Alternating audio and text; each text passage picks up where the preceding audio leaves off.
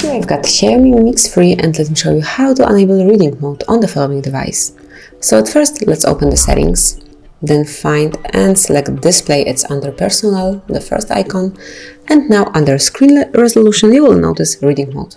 Open this option and now you can simply activate it by tapping on this switcher, so from now on it's active. Then you can also switch it off manually just by clicking on it, and as you can see this reading mode makes the colors of your display warmer, allowing your eyes to relax. Then you can also schedule this mode by tapping on this icon, and you can either pick the automatic mode, so it's good night's read, it's from sunset to sunrise, and then you can also pick custom period, so pick turn on hour, for example 10 o'clock, and then turn off, let me pick 6. And now you can also adjust the colors, you can pick some. Okay, so let me firstly enable it.